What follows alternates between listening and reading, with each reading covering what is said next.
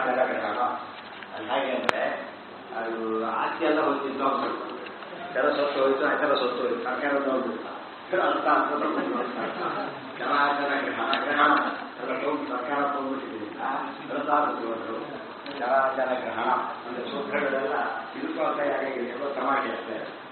ಅದು ಇಲ್ಲಿ ಕನ್ನಡದಲ್ಲಿ ಆ ಅರ್ಥ ಅರ್ಥ ಅಂದ್ರೇನು, ಅತೃತ್ವ ತಿನ್ನುವಿಕೆ, ಸಂಹಾರ ಮಾಡುವಿಕೆ ಅಂತ. ಅದು ಯಾರಿಗೆ ಅದಿತಿಗೆ ಅಂತ ಉಪನಿಷತ್ತಿನ ಕಾಣಿಸುತ್ತೆ. ಏನು ಹೇಳ್ತಾರೆ ಅಂದ್ರೆ ಅಲ್ಲ, ಅತ್ತ ವಿಷ್ಣುರೇವ, ವಿಷ್ಣುವೇ ಆಗಿದ್ದಾನೆ. ಯಾಕೆ ಏಕೋ ವಿಷ್ಣುರೇವ ಇಲ್ಲಿ ಲಿಂಗೈಲಿ ಸರ್ವೈಲಿ ಧರ್ಮೇಲಿ ಅದಿತಿ ಅಂತಕ್ಕಂಥ ವ್ಯಕ್ತಿ ಇದನ್ನೆಲ್ಲ ಮಾಡೋ ಶಕ್ತಿನೇ ಇಲ್ಲ. ಯಾಕೆ ಚರ ಅಚರ ಗ್ರಹಣ, ಅದು ಭಾರಿ ಇಂಪಾರ್ಟೆಂಟ್. ಚರ ಅಚರ ಗ್ರಹಣ ಏನೋ ಯಾವುದು ಸ್ವಲ್ಪ ಪದಾರ್ಥ ಅಂದರೆ ಹೇಳ್ಬೋದು, ಆದರೆ ಚರಾಚರ ಒಂದು ಉದಾಹರಣೆಗೆ ನಮ್ಮಲ್ಲೇ ಇದೆ. ಒಂದು 100 ರೂಪಾಯಿ ತಗೊಂಡ, 1000 ರೂಪಾಯಿ ತಗೊಂಡ, ಕೆಲವೊಂದು ತಗೊಂಡ್ಬರೋದಿಲ್ಲ. ಯಾರು ಅಟೆಂಡೆನ್ಸು ಅಂತ ತಗೊಂಡ್ಬಿಡ್ಬೋದು. ಆದರೆ 1000 ಕೋಟಿ ವೆಚ್ಚ ತಗೊಂಡಲ್ಲಿ ಏನರ್ಥ, ಯಾರಾಗಿರ್ಬೇಕು ಅದಕ್ಕೆ ಮಿನಿಸ್ಟ್ರಿಗಳಾಗಿರ್ಬೇಕು, ಸಾಮಾನ್ಯರಿಗೆ ಸಾಧ್ಯ ಇಲ್ಲ. ಅರ್ಥ ಆಯ್ತಾ? ಅರ್ಥ ಆಯ್ತು. ಇದು ಸಾರಸ್ಯದಲ್ಲಿ ಚರಾಚರ ಗ್ರಹಣ ಅಂತಾರೆ. ಎಲ್ಲ ಚರ ಪದಾರ್ಥಗಳು, ಎಲ್ಲ ಅಚರ ಪದಾರ್ಥಗಳು ಏನಾಗಿದೆ, ಎಲ್ಲ ಚರ ಪದಾರ್ಥಗಳು, ಎಲ್ಲ ಅಚರ ಪದಾರ್ಥಗಳು. ಚರ ಪದಾರ್ಥ ಅಂತ ಹೇಳಿದ್ರೆ ಮೂವಗಳು, ಅಚರ ಅಂದರೆ ಈ ಮೂವಗಳು. ಎಲ್ಲದನ್ನೂ ತಿಂದಾಕ್ತಾನೆ. ಜಡಚೇತನ ಅಂತ, ಜಡಚೇತನ ಎಲ್ಲವನ್ನೂ ತಿಂದಾಕ್ತಾನೆ ಅಂದರೆ ಇಲ್ಲಿ ಬರೀ ಅತೃತ್ವ ಆಗಲ್ಲ, ಸರ್ವಾತೃತ್ವ ಇರೋದು. ಸರ್ವಾತೃತ್ವ ಅದು ಎಲ್ಲರನ್ನೂ ತಿನ್ನುವಿಕೆ ಅನ್ನೋದು ಯಾರ ಗುಣ? ಅದು ವಿಷ್ಣು, ಬೇರೆಯವರಿಗಿಲ್ಲ. ಒಂದೊಂದು ಪಾಯಿಂಟ್ ನೋಡ್ತಾ ಹೋಗೋದು. ಕಾಮನ್ ಸೆನ್ಸ್ ಅದು. ಎಷ್ಟು ತಿಂದ ಅಂತ ಕೇಳುತ್ತಾ ಸೀದಾ ಹಾಗಿದ್ರೆ ಅವನು ಈ ಲೆವೆಲ್ಲೇ ಇರೋದು. ಎಲ್ಲ ತಿಂತಾನೆ ಅಂದರೆ ಸರ್ವೋತ್ತಮನೇ ಆಗಿರ್ಬೇಕು, ಬರೋದೇ ಸಾಧ್ಯ ಇಲ್ಲ. Very simple. ಅದೆಲ್ಲ ಲೋಕದಲ್ಲಿ ಬಂದ್ಬಿಟ್ಟಿದೆ. ಈಗ ಬ್ರಹ್ಮಸೂತ್ರ ಅನ್ನೋದು ಕಾಮನ್ ಲೋಕದಲ್ಲಿ ಅಪ್ಲೈ ಆಗಿಬಿಟ್ಟಿದೆ ಈಗಾಗಲೇ. ಯಾರು ಎಷ್ಟು ತಿಂತಾರೆ ಅವ್ರ ಯೋಗ್ಯತೆ ಎಷ್ಟು ಅಂತ ಕೇಳ್ತಾ. ಯಾಕೆ ಉಳಿದವರಿಗೆಲ್ಲ ರೆಕಮೆಂಡ್ ಮಾಡೋ ಅಥಾರಿಟಿ ಬೇರೆ, ಸೈನಿಂಗ್ ಅಥಾರಿಟಿ ಬೇರೆ. ಅವನಿಗೆ ಲಂಚ ಜಾಸ್ತಿ ಕೊಡಬೇಕು. ಅದಕ್ಕೆ ಎಲ್ಲ ಅವರೊಬ್ಬರು ಮಾಡಿದ್ರೆ ಎಲ್ಲ ತೋರ್ಬಿಡುತ್ತಾರೆ. ಆದ್ದರಿಂದ ಅವನಿಗೆ ಜಾಸ್ತಿ. ಇದೆಲ್ಲದು ಅರ್ಥ ಮಾಡಿಕೊಂಡ್ರೆ ಅತ್ತ ಚರಾಚರ ಗ್ರಹಣ ಎಷ್ಟು ಇಂಪಾರ್ಟೆಂಟ್ ಪದಗಳೆಲ್ಲ. ಮನೆಯಲ್ಲೂ ಕೂಡ ಅಷ್ಟೇನೆ. ಸಣ್ಣ ಪುಟ್ಟ ಪದಾರ್ಥ ಏನಾದ್ರು ಹೋಗಿದ್ರೆ ಇರುವೆ ತಿನ್ಬೋದು ಅಂತ ಹೇಳ್ತಾರೆ. ದೊಡ್ಡ ದೊಡ್ಡ ಹೋಗಿದ್ರೆ ಹೆಗಡೆ ಹೇಳಿರ್ಬೇಕು ಅಂತ ಹೇಳ್ತಾರೆ. ಅದಕ್ಕೆ ಅದು ಇರುವಿಗೆ ಅಷ್ಟೆಲ್ಲ ತಿಲ್ಲಕ್ಕೆ ಬರೋದು. ಅತ್ತ ಚರಾಚರ ಗ್ರಹಣ ತದರ್ಥ ತೇತಿ ಲಿಂಗೈ ಸರ್ವೈಯುತ ಸಹಿ ಅದಿಂಪಾಟಿ. ಎಲ್ಲವೂ ಸರ್ವಮತ್ತಿ ಅಂತ ಸರ್ವಮತ್ತಿ ಎಲ್ಲವನ್ನೂ ತಿಂತಾನೆ. ಇತ್ಯತ್ರ ಉಕ್ತಃ ಸಹ ಪ್ರಾಕ್ ಸರ್ವಕರ್ತ ಇತ್ಯತ್ರ ಅದು ದುರ್ಯೋಧನ ಕೂಡ ಯೋಚನೆ ಮಾಡ್ತಾರೆ. ಕೀಚಕನ ಈ ರೀತಿ ಕೊಂದಿರ್ಬೇಕಾದ್ರೆ ಅವ್ನು ಭೀಮನೇ ಆಗಿರಬೇಕು. ಅರ್ಥ ಆಯ್ತು? ಎಷ್ಟು ಇಂಪಾರ್ಟೆಂಟ್ ಲಾಜಿಕ್ ಅದು. ಇದೊಂದು ಈಗ ಸೂತ್ರ ಸರಿಯಾಗಿ ತಿಳ್ಕೊಂಡ್ಬಿಟ್ರೆ ಊಹೆ ಮಾಡಲಿಕ್ಕೆ ಬರುತ್ತೆ. ಕೀಚಕ ಭಾರಿ ಬಲಶಾಲಿ. ಅಂಥವನ್ನು ಬರೀ ಕೈಲೇ ವಿನಾಶಸ್ತ್ರಂ ತಥಾಹನ್ಯ, ಬರೀ ಕೈಲಿ ಕೊಂದು ಕೈಕಾಲು ಮುರಿದು ಹೊಟ್ಟೆಯೊಳಗೆ ಸೇರಿಸಬೇಕಾದ್ರೆ ಇದು ಭೀಮರ ಹೊರತು ಬೇರೆ ಯಾರಿಗೂ ಸಾಧ್ಯ ಇಲ್ಲ. ಅದಕ್ಕೆ ಅರ್ಥ ಶಬ್ದ ಗೊತ್ತಾಗುತ್ತೆ. ವಾಯುದೇವರಿಗೆ ಕೆಲಸ ಕೆಲವು, ಅದನ್ನು ಮೀರಿ ಸ್ವಾತಂತ್ರ್ಯಾದಿಗಳಿರೋದಲ್ಲಿ ಲಕ್ಷ್ಮೀನಾರಾಯಣನ ಪೂರ್ತಿ, ನಾರಾಯಣನ ಪೂರ್ತಿ, ಇವರಪೇಕ್ಷೆ ಜಾಸ್ತಿ ಇವರಲ್ಲಿ ಜೀವರಲ್ಲಿ ಜಾಸ್ತಿ. ಇದೆಲ್ಲ ಅರ್ಥ ಮಾಡಿಕೊಂಡ್ರೆ ಯಾವ ವಿಷಯ ಎಲ್ಲಿ ಬಂದಿದೆ, ಯಾರ ಪ್ರಸಂಗ ಎಲ್ಲ ತಿಳ್ಕೊಂಡಿರ್ಬೇಕು. ಅತ್ತೇತಿ ಲಿಂಗೈ ಸರ್ವೈರ್ಯುತೋ ಹೀತಿ ಹೀ ಹೀಯೇತೋ ಸರ್ವವತ್ತೀತಿ ಉಕ್ತ.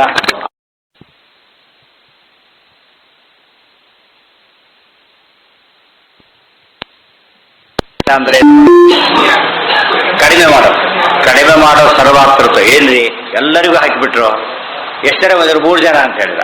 ಈ ಎಲ್ಲ ಎಷ್ಟರ 3 ಜನ ಏನು ಸರ್ವ ಅಂದ್ರೆ ಅರ್ಥ? ಅದಕ್ಕೆ ಸರ್ವ ಅಬ್ಸಲ್ಯೂಟ್ ಸೆನ್ಸ್. ಅದೇ ನೋಡಿ, ಅಸಂಕುಚಿತ ಸರ್ವ. ಇಲ್ಲಿ ಸರ್ವ ಶಬ್ದಕ್ಕೆ ಏನಂತ ಅರ್ಥ ಮಾಡಿದ್ರು? 3 ಅಂತ ಸಂಕೋಚ ಅರ್ಥ ಮಾಡಿಬಿಟ್ಟು. ಅಲ್ಲಿ ಸರ್ವ ಶಬ್ದಕ್ಕೆ ಏನಂತ ಅರ್ಥ ಮಾಡ್ತಾರೆ? ಸರ್ವ, ಶರ್ವ, ಶಿವ, ಸ್ಥಾಣು. ಅಲ್ಲಿ ಸರ್ವ ಅಂದ್ರೆ ಏನರ್ಥ? ಆಲ್. ಎಂಥ ಆಲ್? ಅದು ಅಬ್ಸಲ್ಯೂಟ್ ಆಗಿ ಆಲ್. ಅದು ಬೇರೆ ಕಡೆಗೆಲ್ಲ ಆಲ್ ಅಂದ್ರೆ ಏನರ್ಥ?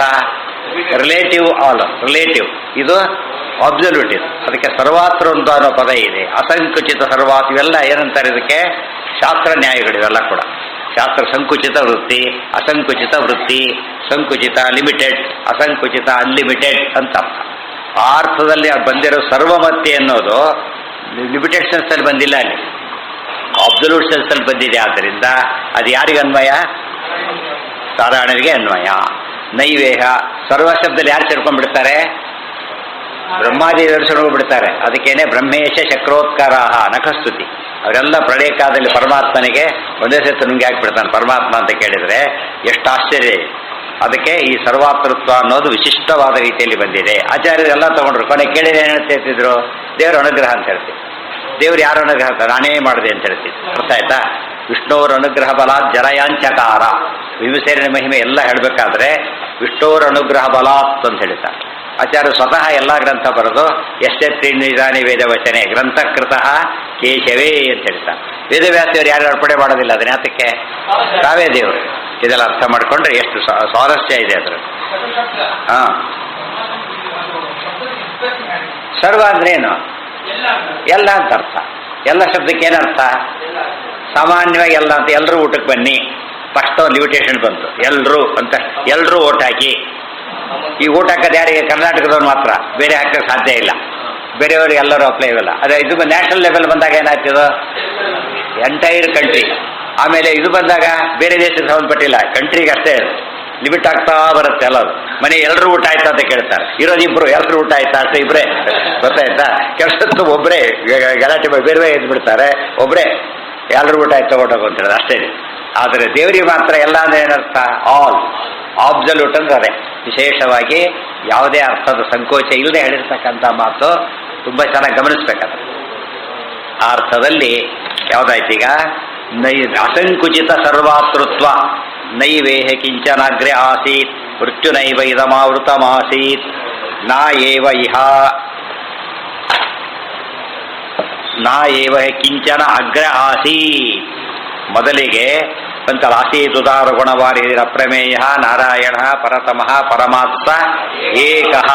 ನೋಡಿ, ನೈವೇಹ ಕಿಂಚನ ಅಗ್ರೆ ಆಸೀತ್. ಸೃಷ್ಟಿಯ ಪ್ರಾರಂಭದಲ್ಲಿ ತಾನು ಸ್ವತಂತ್ರ ಇರಬೇಕಿಯನ್ನು ಯಾವ್ಯಾವುದೂ ಹೊಂದಿರಲಿಲ್ಲ. ಲಕ್ಷ್ಮೀ ನಾರಾಯಣ ಒಬ್ಬನೇ ಲಕ್ಷ್ಮೀ ಭುಜಾಂತರಗತಃ, ಲಕ್ಷ್ಮಿಯಿಂದ ಆಲಿಂಗಿತನಾಗಿ ಅಷ್ಟೇ, ಇನ್ಯಾರೂ ಇಲ್ಲ.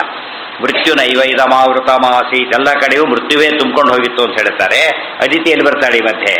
ಇದು ಸರ್ವಾತೃತ್ವ ವಿಷ್ಣುವಿಗೆ. ಇತ್ಯಾದಿ ವಾಕ್ಯೋಕ್ತ ಲಯವರ್ತಿತ್ವ ಅಪ್ಸಂವತ್ಸರ ಸೃಷ್ಟುತ್ವ. Page number 69. ಇತ್ಯಾದಿ ವಾಕ್ಯೋಕ್ತ ಲಯವರ್ತಿತ್ವ ಅಪ್ಸು ಆಮೇಲೆ ಸಂವತ್ಸರ ಸೃಷ್ಟುತ್ವ ಏತೈರ್ಲಿಂಗೈರ್ಯುಕ್ತೋ ಅರ್ಥ ವಿಷ್ಣುರೇವ. ಬೇರೆ ಬಂದಿದೆ ಈಗ. ಇತ್ಯೋಕ್ತ ಲಯವರ್ತಿತ್ವ, ಪ್ರಳಯ ಕಾಲದಲ್ಲೂ ಇರುವಿಕೆ. ಲಯವರ್ತಿತ್ವ, ಪ್ರಳಯ ಕಾಲದಲ್ಲೂ ಇರುವಿಕೆ. ಸಂವತ್ಸರ ಸೃಷ್ಟುತ್ವ, ಅಪ್ಸೃಷ್ಟುತ್ವ, ಸಂವತ್ಸರ ಸೃಷ್ಟುತ್ವ. ಅಪ್ಸೃಷ್ಟುತ್ವ ನೀರನ್ನು ಸೃಷ್ಟಿ ಮಾಡೋದು, ಸಂವತ್ಸರ ಅಂದರೆ ಬ್ರಹ್ಮದೇವನ ಸೃಷ್ಟಿ ಮಾಡೋದು. ಇವೆಲ್ಲ ಯಾರ ಕೆಲಸ? ಅದಿತಿ ಮಾಡಿದ್ದಲ್ಲ. ಯಾರು ಮಾಡಿದ್ದನ್ನ? ವಿಷ್ಣು ಮಾಡಿರೋದು. ಏತೈರ್ಲಿಂಗೈರ್ಯುತೋ ಅತ್ತ ವಿಷ್ಣುರೇವಾ. ಏತೈರ್ಲಿಂಗೈರ್ಯುತೋ ಅತ್ತ. ಈ ಎಲ್ಲ ಗುಣಗಳಿರೋದು ಯಾರಲ್ಲಿ? ವಿಷ್ಣುವಿಗೆ. ಆದ್ದರಿಂದಾಗಿನೇ ವಿಷ್ಣುರೇವ ಅತ್ತ. ಎಲ್ಲವನ್ನೂ ತಿಂತಾನೆ ಅಂತ ಹೇಳಿದ ಕಾಣ್ವಶ್ರುತಿಯ ಮಾತಿಗೆ ಎಲ್ಲವನ್ನೂ ತಿನ್ನುವವನು ವಿಷ್ಣುವೇ ಹೊರತು ಬೇರೆಯವರಲ್ಲ. ಅದು ಸೂತ್ರ ಏನಂತ ಹೇಳಿತ್ತು? ಅತ್ತ ಚರಾಚರ ಗ್ರಹಣ. ಅದು ವೆರಿ ಇಂಪಾರ್ಟೆಂಟ್. ಚರ ಅಚರ ಗ್ರಹಣ. ತೇಷಾಂ ಭಾಷ್ಯೋಕ್ತ ದಿಶಾ ವೈಷ್ಣವತ್ವ ಪ್ರಸಿದ್ಧೇರಿತಿವ. ಮತ್ತೆ ಈ ಸಂವತ್ಸರಾದಿಗಳೆಲ್ಲ ವೈಷ್ಣವತ್ವ ಅಂದ್ರೇನು? ವಿಷ್ಣುವಿನ ಸೃಷ್ಟವಾದವುಗಳು ಅಂಥೇಳಿ ಪ್ರೂಫ್ ಇದೆ. ದೇರ್ಫೋರ್ ವಿಷ್ಣುವೇ ಸೃಷ್ಟಿಕರ್ತ, ವಿಷ್ಣುವೇ ಲಯಕರ್ತ. ಕೆಲವು ಬೇರೆ ರೀತಿ ಪ್ರಶ್ನೆ ಮಾಡೋದುಂಟು, ಅದು ಕಾಮನ್ ಸೆನ್ಸಿನ ಪ್ರಶ್ನೆಗಳವೆಲ್ಲ. ವಿಷ್ಣು ಸೃಷ್ಟಿಕರ್ತನಾದರೆ ಲಯಕರ್ತನಾಗಬಾರ್ದು, ಲಯಕರ್ತನಾದರೆ ಸೃಷ್ಟಿಕರ್ತನಾಗಬಾರ್ದು. ಒಂದು ಲಾಜಿಕ್ ಅದು. ಏನದು? ಲೋಕನ್ಯಾಯ.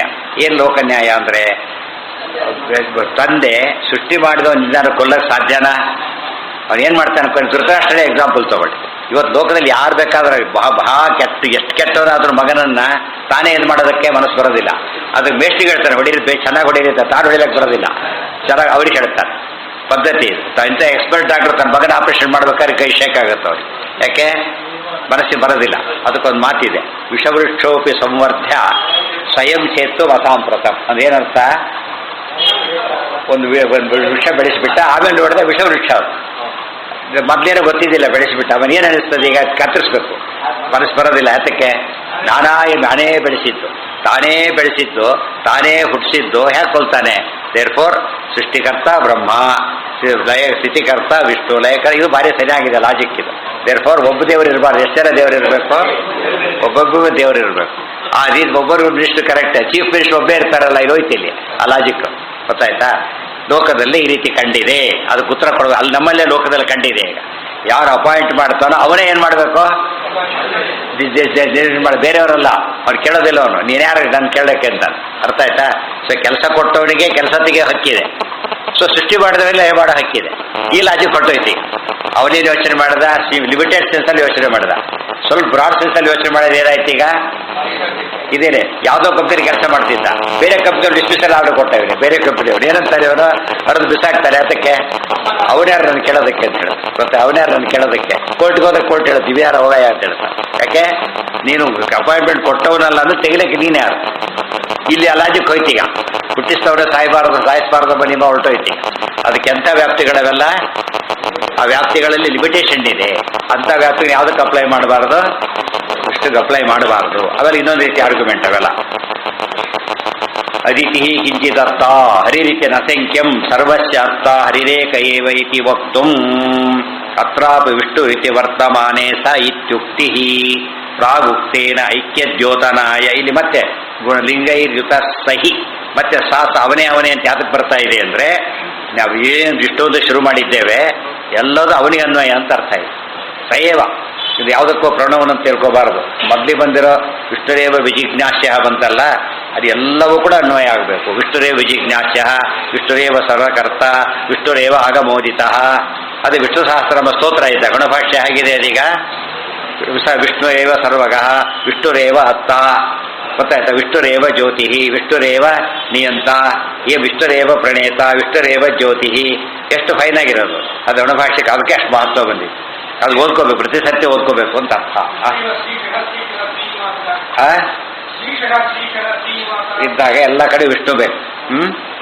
ಅತ್ರಾಪಿ ವಿಷ್ಣು ರೀತಿ ವರ್ತಮಾನೆ ಸ ಇತ್ಯುಕ್ತಿ ಪ್ರಾಗುಕ್ತೇನ ಐಕ್ಯದ್ಯೋತನಾಯವಾ.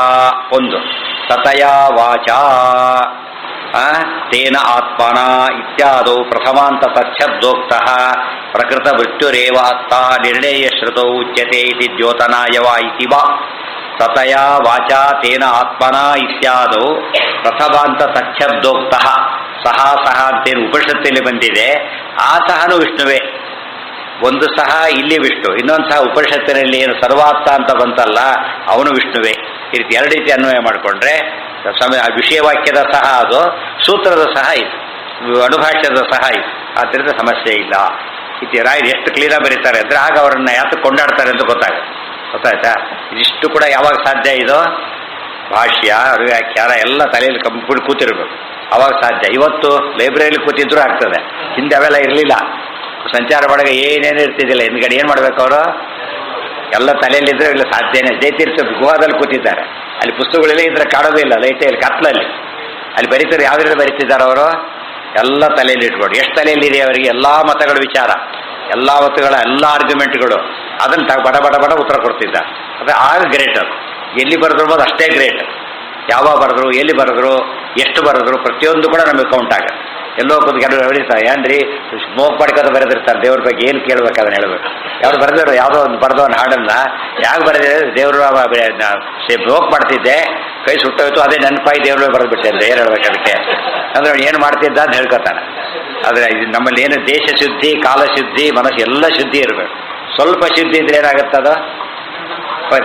ಸಿದ್ಧಿ ಬರೋದು. ಅಶುದ್ಧಿ ಇದ್ದಲ್ಲಿ ಎಲ್ಲಿರುತ್ತೋ ಸಿದ್ಧಿ ಮಿಸ್ ಆಗುತ್ತೆ. ಶುದ್ಧಿಗೂ ಸಿದ್ಧಿಗೂ ಗಂಟಿದೆ. ಯಾಕೆ ಶುದ್ಧಿ?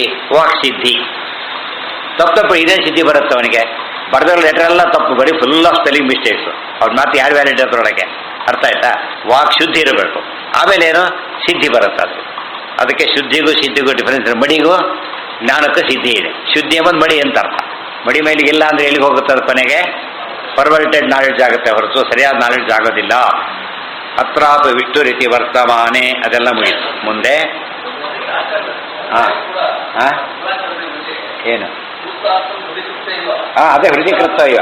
ಹೌದು, ಹೃದಯನೇ ಕಂಪ್ಲೀಟ್ ಅವ್ರ ಮನಸ್ಸಲ್ಲೇ ಅವ್ರಿಗೆ ಬಿಡಿ. ಏವಂ ಪ್ರಳಯ ಕಾಲೇಪಿ ಪ್ರತಿಭಾತ ಪರ, ಅದೊಂದು ಅರ್ಥ. ಸರ್ವಜ್ಞ ಮನ್ಯ ಮನವೇಕ್ಷ ಬಂತಲ್ಲ, ಎಲ್ಲ ತಿಳಿದಿರ್ಬೇಕು. ಪುಸ್ತಕನೇ ಎಲ್ಲ ಹೇಗಿರಲಿಲ್ಲ, ಅದೆಲ್ಲ ಗೊತ್ತಿರ್ಬೇಕು ಅವರಿಗೆ. ಮತ್ತು ಪೂರ್ವಪಕ್ಷ ಎಲ್ಲ ತಿಳಿದಿರಬೇಕು, ಸಿದ್ಧಾಂತ ಎಲ್ಲ ಗೊತ್ತಿರಬೇಕು, ಎಲ್ಲ ಸ್ಥಳಗಳು ಗೊತ್ತಾಯ್ತು, ಪ್ರತಿಯೊಂದು ಗೊತ್ತಿರಬೇಕು ಅವರಿಗೆ. ಕ್ಲೀನ್ ಮಾಡ್ಬೇಕಾದ್ರೆ ಹೇಗಿರ್ಬೇಕು ಅವರು? ಅದಕ್ಕೆ ಅಂಥವ್ರಿಗೆ ಒಬ್ಬರೇ ಅಂತ ಕಳಿಸ್ಕೊಟ್ರು ಅಂತ ಹೇಳಿ. ಅಂಥವ್ರು ಅವರೊಬ್ಬರೇ ಮತ್ತೆ ಟೀಕಾ ಬರೀಬೇಕಾದ್ರೆ ಏನು ಬೇಕೋ ಅದರಿಂದ ಅವರೊಬ್ಬರೇ ಬರ್ತದೆ ಏತಿರ್ತಾರೆ, ಒಬ್ಬೊಬ್ಬರೇ ಅಲ್ಲೇ ಎಲಿಮಿನೇಟ್ ಆಗ್ತಾರೆ. ಟಿಪ್ಪಣಿ ಬರೋಕ್ಕಾರೆ ಒಂದೇ ಒಬ್ಬೊಬ್ಬರೇ, ವ್ಯಾಸರಾಜರು ಒಬ್ಬೊಬ್ಬರೇ. ಆಗಿನ ಕಾಲಕ್ಕೆ ಏನಾಗುತ್ತದ, ನಾವು ಬ್ಯಾಟ್ಸ್ಮನ್ನು ಹೈಯೆಸ್ಟ್ ಬೌಲರ್ ಹೇಗೆ ಕರಿತೇವೆ ಹಾಗೆ ಒಂದೊಂದರಲ್ಲೂ ಕೂಡ ಏನೋ ಎಕ್ಸ್ಪರ್ಟೈಸ್ ಇರಬೇಕು. ಸ್ವಲ್ಪ ಡಿಪೆಂಡೆನ್ಸ್ ಬಂತು ಅಂದರೆ ಕತೆ ಮುಗಿತವ್ರು. ಅದಕ್ಕೆ ಇವರು ಈ ಮಧ್ಯೆ ಸುಮ್ಮನೆ ಅಲ್ಲ, ಎಲ್ಲ ಓಡಾಡಬೇಕು, ವಾದಿಗಳನ್ನು ಗೆಲ್ಲಬೇಕು, ಗ್ರಂಥ ಬರೀಬೇಕು, ಪಾಠ ಹೇಳಬೇಕು. ಊರಿಗೆ ಸಿದ್ಧ ಇವತ್ತು ನಮ್ಮಲ್ಲಿ ಯಾವ ಸ್ವಾಮಿಗಳಿಗೂ ಕೂಡ ಕನ್ವರ್ಟ್ ಮಾಡೋ ಪ್ರಸಂಗನೇ ಬರೋದಿಲ್ಲ. ಯಾವ್ರಿಗೂ ಭಿಕ್ಷ ರೆಡಿ ಇರುತ್ತೆ, ಊಟ ಮಾಡ್ಬಿಡೋದು ನಿಂತ್ಕೊಂಡು. ಅಲ್ಲಿ ಹೋದ್ರೆ ಹಾಗಲ್ಲ. ಯಾಕಂದ್ರೆ ಊರಿಗೆ ಹೋದರೆ ಒಬ್ಬ ಮಾಧುರಿ ಇರ್ತಾನೆ ಇರಲಿಲ್ಲ. ವಾದದಲ್ಲಿ ಸೋಲಿಸಿ ಅವರು ಶಿಷ್ಯನ ಮುದ್ರೆ ಹಾಕಿ ಶಿಷ್ಯನ ಮಾಡ್ಕೊಂಡು ಅಡಿಗೆ ಆಗ್ಬೇಕು. ಆಮೇಲೆ ಆ ರೀತಿ ಇದ್ರು ಹೋಗೋದಿಲ್ಲ ಯಾರು ಕೂಡ, ಗೊತ್ತಾಯ್ತಿಲ್ಲ, ಪ್ರವಾಸನ ಬೇಡ ಅಂತೇಳಿ. ಆ ಕಾಲದಲ್ಲಿ ಹಾಗೆ ಮಾಡಿದ್ರು ಅಂದರೆ ಅದು ಭಾರಿ ಗ್ರೇಟ್. ಓಡಾಡಲಿಕ್ಕೆ ಏನಿಲ್ಲ, ಫೋನ್ನಲ್ಲಿ ಕೆಲಸ ಆಗೋಲ್ಲ, ತಿಳಿತಿಲ್ಲ. ಹೋಗಿ ಡೈರೆಕ್ಟ್ ಮಾತಾಡಿ ಸೋಲಿಸಿ ಅವನ ಕತೆ ಮುಗಿಸಿನೇ ಮುಂದೆ ಆಗ್ಬೇಕು, ಸರೆಂಡರ್ ಆಗಬೇಕು. ಆಚಾರ್ಯ ಏನು ಹೇಳಿದರು ಅಲ್ಲಿ ವಿಷ್ಣು ಅರ್ಥ ಹೇಳಿದ ಮೇಲೆ ಭಿಕ್ಷೆ ಆಗಿ ಮಾಡೋದಿಲ್ಲ, ವಿಷ್ಣು ದೇವಸ್ಥಾನ ಮಾಡೋದಿಲ್ಲ, ಶಿವಲಿಂಗ ಇದ್ದಾರೆ ಊಟ ಮಾಡೋದಿಲ್ಲ ಅಂತ ಹೇಳಿ ಪ್ರತಿಷ್ಠಾಪನೆ ಮಾಡಿ ಸ್ವಾಮಿ ಅಂತ ಹೇಳ್ತಾರೆ. ಪ್ರತಿಷ್ಠಾಪನೆ ಆಗಬೇಕು, ಆಮೇಲೆ ಭಿಕ್ಷೆ ಆಗಬೇಕು. ಎಷ್ಟು ಕಷ್ಟ ಅದು. ಅಂಥ ಚಾಲೆಂಜ್ ಇದ್ರೆ ಮರ್ತ್ಬಿಟ್ಟು ಕೂತು ಸುಖವಾರ ಮಾತಾಡ್ತಿರೋದು ಬೇರೆ. ಅದಕ್ಕೆ ಯಾತಕ್ಕೆ ಗ್ರೇಟ್ ಅಂತ, ಅದಕ್ಕೆ ಗ್ರೇಟ್. ಅವ್ರ ಹೆಸರು ಯಾತಕ್ಕೆ ಕುಳ್ಕೊಳ್ತು ಅಂತ ಕೇಳಿದರೆ ಅಂಥ ಸನ್ನಿವೇಶದಲ್ಲಿ ಮಾಡಿದರು. ಇವತ್ತು ಎಲ್ಲ ಅನುಕೂಲಗಳಿದೆ, ಆ ಕೆಲಸ ಆಗ್ತಾ ಇಲ್ಲ ನೆನಪಿಟ್ಕೊಳ್ಳಿ. ಅವ್ರು ಏನಿಲ್ಲದ ಕಾಲಕ್ಕೆ ಏನು ಮಾಡಿದ್ರು ಮತ್ತು ಎಲ್ಲ ಇದ್ದು ಆ ಕೆಲಸ ಮಾಡೋಕ್ಕಾಗೋದಿಲ್ಲ. ಆ ಕಾಲ ಕಂಪ್ಯೂಟರ್ ಇದ್ಬಿಟ್ರಿ ಏನು ಮಾಡಿ ಯೋಚನೆ ಮಾಡೋದಾಯ್ತು ನೆನ್ಬಿಟ್ಕೊಳ್ಳಿ. ಅವರು ಎಷ್ಟು ಗ್ರಂಥ ಬರೀತಿದ್ರು ಎಷ್ಟು ಆಗ್ತಿತ್ತು ಲೆಕ್ಕನೇ. ಆ ದೇವರು ಅವ್ರ ಸಂಕಲ್ಪನೂ ಅಷ್ಟೇ ಇರ್ತದೆ, ಯಾರಾಗಿ ಮಾಡುತ್ತಾ. ಇವತ್ತು ಎಲ್ಲ ಅನುಕೂಲಗಳಿದೆ. ಕ್ವಾಲಿಟಿ ವೆರಿ ವೆರಿ ಪೂರ್, ಕ್ವಾಂಟಿಟಿನೂ ಅಷ್ಟೇ, ಕ್ವಾಲಿಟಿನೂ ಅಷ್ಟೇ. ಅದನ್ನ ಇಮ್ಯಾಜಿನ್, ಒಂದು ಗ್ರಂಥದ್ದು ಇಮ್ಯಾಜಿನ್ ಮಾಡೋಕ್ಕೆ ಬರೋಲ್ಲ ನಾವು, ತಿಳಿತಾ. ಆಗ ನಾವು ಎಷ್ಟು ಕಡಿಮೆ ಕೆಲಸ ಮಾಡ್ತೀವಿ. ಇವತ್ತೇನು ನಾವೇನು ಭಯಂಕರ ಅಂತ ತಿಳ್ಕೊಂಡ್ಬಿಟ್ಟಿರ್ತೇವೆ. ಭಯಂಕರನೇ ಹೊರತು ಇದೇನಲ್ಲ, ಅದು ಏನು ವೆರಿ ಪೂರ್ ಕ್ವಾಲಿಟಿ ಹಾಕಿದ್ದೀವಿ. ಎಲ್ಲ ಬಡಿಸಿದ್ರೆ ಒಂದು ತಿಲ್ಲಕ್ಕೆ ಬರೋದಿಲ್ಲ ಅಂತಾರಲ್ಲ ಹಾಗೆ. ಹತ್ರ ಆದಿ ಭಯಂಕರ ಹಾಗೆ ಆಗಿದೆ, ಇವತ್ತು ನಮಗೆ ಭಯಂಕರ ಆಗಿದೆ. ಅಜಾ ಮಾತ್ರ ವಿಷ್ಣು ರೀತಿ ವರ್ತವಾನೆ. ಅದು ಮುಗಿದ ಮೇಲೆ ಮುಂದಿನ ಪಾಯಿಂಟ್ ಈಗ ನಚ ಅನಶನ ಶ್ರುತಿ ವಿರೋಧ ಇತ್ಯತೋಪಿ ಸಾಯಿತಿ. ಮುಂದಿನ ಪ್ರಶ್ನೆ ಬಂತಾಗ ನೋಡಿ, ಹಾಗೆಲ್ಲ ಹೇಳಬಾರ್ದು ನೀವು. ವಿಷ್ಣುನ ಅನಶನ ಅಂತ ಕರೆದಿದ್ದ. ಅನಶನ ಅಂದ್ರೇನು? ಏನು ತಿನ್ನದವನು ಅಂತಿದೆ. ಇಲ್ಲಿ ಎಲ್ಲ ತಿನ್ನುವವನು ಅಂತಿದೆ. ದೇವ್ರ ಪೌರ್ ವಿಷ್ಣು ಅಲ್ಲ ಇವು. ಏನು ತಿನ್ನದವನು ಅಂತ ಹೇಳಿದರೆ, ಏಕಾಶಿ ಉಪವಾಸ ಮಾಡೋ ದಿವಸ ಯಾರು ಮನೆಯಲ್ಲಿ ತಿಂದರು ಅಂದರೆ ಉಪವಾಸ ಮಾಡೋ ತಿನ್ನೋ ಚಾನ್ಸ್ ಇಲ್ಲ. ಯಾತಕ್ಕೆ? ವ್ರತ ಹೋಗ್ಬಿಡುತ್ತೆ ಒಂದು ಪಾಪ. ವಿಷ್ಣು ಏನೂ ತಿನ್ನದವನು ಅಂದಮೇಲೆ ಅವ್ರ ಅರ್ಥ ಹೇಗಾಗ್ತಾರೆ ಅಂತ ಪ್ರಶ್ನೆ. ತಕ್ಷಣ ಉತ್ತರ ಕೊಡಬೇಕಾಗ ಏನೂ ತಿನ್ನೋದಿಲ್ಲ ಏನರ್ಥ ಅದಕ್ಕೆ? ಏನೂ ತಿನ್ನೋದಿಲ್ಲ ಅಂದರೆ ಜೀವನಂತೆ ತಿನ್ನೋದಿಲ್ಲ ಅಷ್ಟೇ ಅರ್ಥನೇ ಹೊರತು ತಿನ್ನೋದೇ ಇಲ್ಲ ಅಂತ ಅರ್ಥ ಅಲ್ಲ. ಗೊತ್ತಾಯ್ತಾ? ತಿನ್ನೋದೇ ಇಲ್ಲ ಅಂತಲ್ಲ, ಜೀವ ತಿಂದಂತೆ ತಿನ್ನೋದಿಲ್ಲ. ಯೋ ಜೀವನಾದಿ ಅತೃತ್ವ ಜೀವನ ಬಂದಿಲ್ಲ, ನಶ್ಯ ಹಿಂದಿದೆ. ಸಸ್ಯ ಇದಾಹು ಪಿಪ್ಪಲಂ. ಮುಂದೆ ಜಂಪ್ ಆಯ್ತಾ? ಇಲ್ಲ, ಸರಿ ಇದೆ. ಮೊದಲೈನ ನನ್ನ ಅಥಾಪಿ ರಥಶ್ಚ ಸರ್ವದಾ. ಎರಡಕ್ಕೂ ಅನ್ವಯ, ಅದಕ್ಕೂ ಅನ್ವಯ, ಇದಕ್ಕೂ ಅನ್ವಯ. ಅದೊಂದು ಅಥಾಪಿ ನತಶ್ಚ ಸರ್ವಾದನಂ ಯುಕ್ತಂ ಋತಂ ಪಿಬಂತೌ ಸುಕೃತಶ್ಚ ಲೋಕೆ ಇತಿ ಋತಶಬ್ದಿತ ಕರ್ಮಫಲ ಅದನ ರೂಪ ಋತಪಾತೃತ್ವಸ್ಯ ದೇಹ ಹೃದಯ ಗುಹಾ ಪ್ರವಿಷ್ಟಯೋ ಜೀವೇಶ್ವರಯೋ ದ್ವಿವಚನ ಶ್ರುತ್ಯ ಪ್ರತೀತೌ ಅಪಿ ಈಶ್ವರಸ್ಯ ಅನಶ್ಚನ್ನಿತ್ಯಾದಿನ ಕರ್ಮಫಲ ಅನತೃತ್ವಾತ್ ಛತ್ರಿನ್ಯಾಯೇನ ಜೀವೇಶ್ವರೌ ಋತಂ ಪಿಬಂತೌ ಇತಿ ಉಕ್ತ ಮುಕ್ತ್ಯುಪಪತ್ತೇರಿತ್ಯತಃ ಪ್ರಾಪ್ತಂ ಪ್ರಾಪ್ತಸ್ಸ ಏನಾಗೋಗ್ಬಿಟ್ಟಿದೆ. ಪ್ರಾಪ್ತಂ ಅಷ್ಟೇ. ಗುಹಾಂ ಪ್ರವಿಷ್ಟ ಇತ್ಯಾದಿನ ಪ್ರವಿಷ್ಟೆಯ ಇತ್ಯಾದಿನ. ಮುಂದೆ ನೋಡಿ ಇದು ಸರಿಯಲ್ಲ. ಅದೇ ಆ ಪ್ರಶ್ನೆ ಇಲ್ಲೂ ಕೂಡ ಅದೇ ಬಂದಿರೋದು. ನನ್ನ ಅಥಾಪಿ ನತಶ್ಚ ಸರ್ವಾದನಂ ಯುಕ್ತಂ. ಎಲ್ಲವನ್ನೂ ತಿಂತಾನೆ, ಅದಕ್ಕೆ ವಿಷ್ಣುವೇ ಅತಿಥಿ ಶಬ್ದವಾಚ್ಯ ಅಂತ ಹೇಳಿದ್ರಲ್ಲ, ಸರಿಯಲ್ಲ. ಯಾಕೆ? ಋತಂ ಪಿಬಂತೌ ಸುಕೃತಶ್ಚ ಲೋಕೆ. ವೇದವಾಕ್ಯ ಇದು. ಋತಂ ಪಿಬಂತೌ ಸುಕೃತಶ್ಚ ಲೋಕೆ. ಅದರ ಅರ್ಥ ಏನು ಅಂದರೆ ಋತಶಬ್ದಿತ ಕರ್ಮಫಲ ಅದನ ರೂಪ ಋತಪಾತೃತ್ವಶ್ಚ ದೇಹ ಹೃದಯ ಗುಹಾ ಪ್ರವಿಷ್ಟಯೋ ಜೀವೇಶ್ವರಯೋ ಋತಂ ಪಿಬಂತೌ. ಕರ್ಮಫಲ ಅನುಭವಿಸುವವರಾಗಿ ಅಂತಿದೆ. ಕರ್ಮಫಲ ಅನುಭವಿಸೋರು ಯಾರಿಲ್ಲಿ? ಜೀವೇಶ್ವರಯೋ. ಅವ್ರಿವ್ರ ಮಧ್ಯೆ ಅನುಭವಿಸೋದು ಯಾರೋ? ದ್ವಿವಚನ ಇದ್ರೂ ಕೂಡ ಅನುಭವಿಸೋನು ಯಾರು? ಜೀವ ಒಬ್ಬನೇ, ದೇವರಿಗೇನೂ ಇಲ್ಲ. ದ್ವಿವಚನ ಶ್ರುತ್ಯ ಪ್ರತೀತವು ಅಪಿ ಈಶ್ವರಸ್ಯ ಅನಶ್ಚನ್ನಿತ್ಯಾದಿನ. ಈಶ್ವರ ಅನಶ್ಚನ್ನ. ಋತಂ ಅಂದರೆ ಕರ್ಮ ಫಲಂ ಅಂತ ಹೇಳಿದೆ. ಋತ ಶಬ್ದ ಅದಕ್ಕೆ ಋತಂ ತ್ವರ್ತೇನ ಪರಿಶಿಂಚಾಮಿ ಅದರಲ್ಲಿ ಹೇಳ್ಬೇಕಾದ್ರೆ ಋತ ಶಬ್ದಕ್ಕೆ ಅದೊಂದು ಅರ್ಥ ಇದೆ. ದೇಹ ಹೃದಯ ಗುಹಾ ಪ್ರವಿಷ್ಟಯೋ ಜೀವೇಶ್ವರಯೋ ದ್ವಿವಚನ ಶ್ರುತ್ಯ ಪ್ರತೀತೌ ಅಪಿ ಈಶ್ವರಸ್ಯ ಅನಶ್ಚನ್ನಿತ್ಯಾದಿನ ಕರ್ಮಫಲ ಅನತೃತ್ವಾತ್ ಛತ್ರಿನ್ಯಾಯೇನ ಜೀವೇಶ್ವರೋ ಋತಂ ಪಿಬಂತೋ ವಿತ್ಯುಕ್ತ್ಯುಪತ್ತೇರಿತ್ಯತಃ ಪ್ರಾಪ್ತಂ. ಅದಕ್ಕೇನೆ ಅಲ್ಲಿ ಕರ್ಮಫಲವನ್ನು ಇಬ್ಬರು ಅನುಭವಿಸ್ತಾರೆ ಅಂತಿದ್ರು ಕೂಡ ಈಶ್ವರನಿಗೆ ಕರ್ಮಫಲ ಇಲ್ಲ, ಜೀವನಿಗೆ ಮಾತ್ರ ಅಂತ ಹೇಗೆ ಅರ್ಥ ಮಾಡ್ತೇವೋ, ಇಲ್ಲೂ ಕೂಡ ವಿಷ್ಣುವಿಗೆ ತಿನ್ನುವಿಕೆ ಇಲ್ಲ, ಅದರಿಂದಾಗಿನೇ ಸರ್ವಾತೃತ್ವ ಅವನು ಹೇಳೋದಕ್ಕೆ ಹೋಗಬಾರದು ಅಂತ ವಾದ ಅವನು. ಹಾಗಿದ್ರಲ್ಲಿ ಹೇಳಿದಾರಲ್ಲ ಋತಂ ಪಿಬ ಶ್ರುತಿ ಹೇಳುತ್ತೆ ಅಂತೇಳಿ ಛತ್ರಿ ನ್ಯಾಯ ಅಂತ. ಅದಕ್ಕೆ ಛತ್ರಿ ನ್ಯಾಯ ಅಂದ್ರೆ ಏನು? ಹಿಡ್ಕೊಂಡು ಹೋಗ್ತಾ ಇದ್ದಾನೆ, ಗೊತ್ತಾಯ್ತಾ? ಹಿಡ್ಕೊಂಡವನೊಬ್ಬನೇ ಎಂಜಾಯ್ ಮಾಡೋರು ಅನೇಕರು, ಛತ್ರಿ ನ್ಯಾಯ. ಅದೇ ರೀತಿಯಲ್ಲಿ ಛತ್ರಿಣ ಯಾಂತಿ ಅಂತ ಹೇಳಿದಾಗ ಛತ್ರಿ ಹಿಡ್ಕೊಂಡವ್ರು ಒಬ್ಬನಾದರೂ ಕೂಡ ಇವ್ರದವ್ರು ಸೇರ್ಕೊಂಡಿದ್ದಾರೆ ಅದರೊಳಗೆ. ಕರ್ಮಫಲಾಂಶ ಜೀವನ ಆದರೂ ಕೂಡ ಸುಮ್ಮನೆ ದೇವರ ಹೆಸರು ಹೇಳಿದ್ದಾರೆ ಅಷ್ಟೇ ಹೊರತು ಅವರು ತಿನ್ನೋದಿಲ್ಲ. ತಿನ್ನೋದಿಲ್ಲ ಅಂದ್ಮೇಲೆ ತಿನ್ನೋದೇ ಇಲ್ಲದ ಸರ್ವಾತೃತ್ವ ಅಂತೇನು? ಏನೂ ತಿಂದವನು ಎಲ್ಲ ತಿಂದ ಅಂತ ಹೇಳಕ್ ಬರುತ್ತಾ? ಹೇಳಿಲ್ಲ. ಸರ್ವಜ್ಞನಿಗೆ ಅಜ್ಞಾನ ಅಂತ ಹೇಳಿದ್ರೆ ಹಾಗಾಗುತ್ತೆ. ದೇರ್ಫೋರ್ ವಿಷ್ಣು ಏನಲ್ಲ, ಸರ್ವಾತೃತ್ವ ಹೊಂದಿದ ಅವನ ಗುಣ ಅವನಲ್ಲಿಲ್ಲ. ಅದು ಕುತ್ರ ಗುಹಾಂ ಪ್ರವಿಷ್ಟೋ ಇತ್ಯಾದಿ ಸೂದ್ವಯಂ ತ್ರ ಹೋಗಿಬಿಟ್ಟಿದೆ. ಸೂತ್ರದ್ವಯಂ ತ್ರ ಬಿಟ್ಟು ಸೇರಿಸ್ಬೇಕಲ್ಲಿ. ಸೇರಿಸಿದ್ದೀರಾ? ಸೂತ್ರದ್ವಯಂ, 2 ಸೂತ್ರಗಳ ಉತ್ತರ ಬಂದಿದೆ. ಅದಕ್ಕೆ ಹೇಳಿದರು. ಇಲ್ಲಿ ಬಂದಿರೋ ಅರ್ಥನೇ ಬೇರೆ. ತಸ್ಯಾಪ್ಯರ್ಥ ಅತ್ತೇತಿ ಸರ್ವಗಃ ಇತ್ಯಸ್ತಿ. ಇದಕ್ಕೂ ಕೂಡ ಆಚಾರ್ಯ ಏನು ಮಾಡಿಬಿಟ್ಟಿದ್ದಾರೆ? ಸರ್ವಗಃ ಅತ್ತಾದರೆ ಸೇರಿಸ್ಬಿಟ್ಟಿದ್ದಾರೆ ಅರ್ಥನ. ಲಿಂಗೈರಿತ್ಯಾದಿ ಅನ್ವೇತಿ ಸರ್ವಗೋ ಅತ್ತ ಋತಂ ಪಿಬಂತೌ ಇತ್ಯಾದ್ಯುಕ್ತ ಸರ್ವಪ್ರಾಣಿ ಶರೀರ ಹೃದಯ ಗುಹಾಸ್ತಃ ಸನ್ ಕರ್ಮಫಲಾತ್ತ ಸರ್ವಾತೃತ್ವೇನ ಭುಕ್ತಃ ಸಯೇಕೋ ವಿಷ್ಣುರೇವ ನತು ಜೀವೇಶ್ವರೌ. Very important. ಋತಂ ಪಿಬಂತವು ಅಂತ ಬಂದಲ್ಲಿ ಏನು ಮಾಡಿದ್ರಿ? ಋತ ಅಂದ್ರೆ ಕರ್ಮಫಲ, ಅದು ತಿನ್ನೋ ಜೀವ, ಈಶ್ವರ ಅಲ್ವೇ ಅಲ್ಲ. ಆದರೂ ಹಾಗೆ ಹೇಳೋದು ಛತ್ರಿ ನ್ಯಾಯದಿಂದ ಮಾತ್ರ ಅಂತ ಹೇಳಿದ್ರಿ, ಅದು ಸರಿಯಲ್ಲ. ಎರಡೂ ಕೂಡ ಯಾವುದಲ್ಲೀಗ ವಿಷ್ಣುವೇ ಆಗಿದ್ದಾನೆ. ಋತಂ ಪಿಬಂತೌ ಅನ್ನೋ ವಾಚ್ಯನಾದವನು ಯಾರು ಅಂದರೆ ವಿಷ್ಣುವೇ. ಜೀವನ ಪ್ರಸಕ್ತಿನೇ ಇರಲಿಲ್ಲ ಅಂತ ಹೇಳಿಬಿಟ್ರು. ಯಾತಕ್ಕೆ? ನತು ಜೀವೇಶ್ವರು ಕುತಃ ಲಿಂಗೈ ಸರ್ವೈರ್ಯುತೋ ಹಿ ಗುಹಾಂ ಪ್ರವಿಷ್ಟವು ಇತಿ. ಅಲ್ಲಿ ಬಂದಿರೋದು ಯಾರು? ಋತಂ ಪಿಬಂತವು ಅಂತ ಹೇಳ್ತಾ ಗುಹಾಂ ಪ್ರವಿಷ್ಟವು ಅಂತ ಹೇಳಿದ್ದಾರೆ. ಗುಹೆಯೊಳಗಿರೋಣ ಅಂತ ಹೇಳಿದ ಮೇಲೆ ಜೀವ ಅಲ್ಲ. ಯಾಕೆ? ಜೀವನ ಹೃದಯ ಗುಹೆಯಲ್ಲಿರೋಣ ಅಂತ ಹೇಳಿ ಜೀವ ಹೇಗಾಗ್ತಾನೆ? ಅರ್ಥ ಆಯ್ತಾ? ರೂಮ್ ಅಂದಮೇಲೆ ಮನೆಯೊಳಗಿರೋ ರೂಮ್ನವರೆಗೆ, ಮನೆಯಲ್ಲಿರೋನು ರೂಮ್ನಲ್ಲಿರೋನು ಅಂತ ಹೇಳಿದಾಗ ಮನೆಯಲ್ಲಿರೋನು ಒಬ್ಬನು ಇವರು ರೆಫರೆನ್ಸ್ ಕೊಟ್ಟಿದ್ದಾರೆ. ಅಲ್ಲಿ ಹೃದಯ ಗುಹೆಯೊಳಗೆ ಇಬ್ಬರಿದ್ದಾರೆ ಅಂತ ಹೇಳಿದಾಗ ಜೀವನ ಹೃದಯ ಗುಹೆ ಆದ್ದರಿಂದ ಒಳಗಿರ್ತಕ್ಕಂಥವ್ರು ಜೀವನಿಂದ ಭಿನ್ನರಾದ ಇಬ್ಬರಾಗಿರೋದು. ಇಬ್ಬರು ಯಾರಾದ್ರೂ ವಿಷ್ಣುವೇ.